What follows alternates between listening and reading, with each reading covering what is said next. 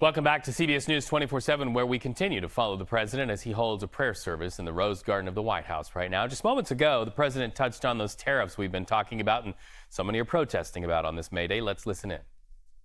Before we begin, I want to let you know what I was just doing in a really great meeting with Speaker Johnson. We heard also Majority Leader Steve Scalise, Chairman Brett Guthrie, who's a fantastic guy, and Chairman Smith. Everybody knows Chairman Smith. He's the most knowledgeable person on taxes and finances there is.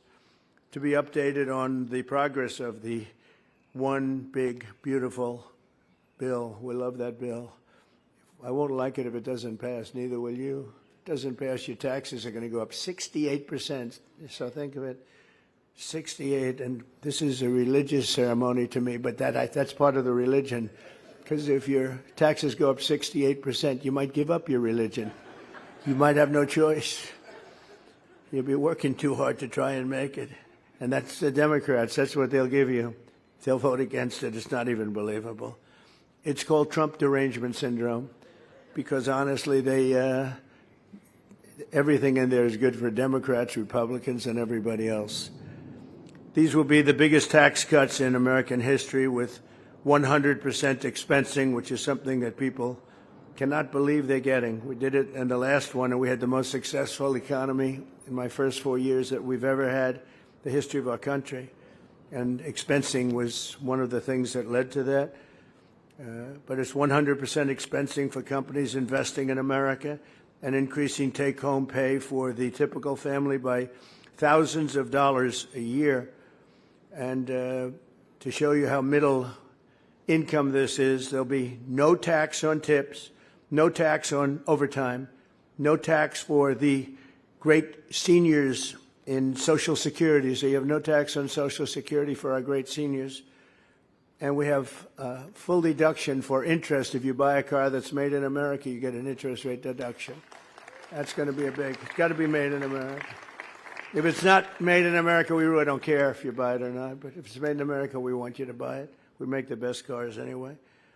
Things are moving along very well, and I just wanted to say the final details are coming together, and they're coming together rapidly, and I think we're right on schedule, Mike and everyone. And I want to thank you and this group and all of the people that are over there right now, not in the sun. They're working on the bill. It will be the biggest bill ever passed in the history of our Congress, our Senate, and Congress. That's a big achievement. One of the things that's very important will be saving Medicaid for Americans in need. We will not let the Democrats destroy it and all the waste, fraud, and abuse that they seem to love. And they will decimate Medicaid if they get the chance. We're not going to give them that chance. So just remember, we will be saving Medicaid and strengthening it. It'll be actually very strengthened. And they are going to decimate it. We can't let it happen. And very simply, to finish that, we will make America rich and healthy again. And why don't we say rich, healthy, and religious again, okay? Shall I add that for this group? Right, Dan Patrick?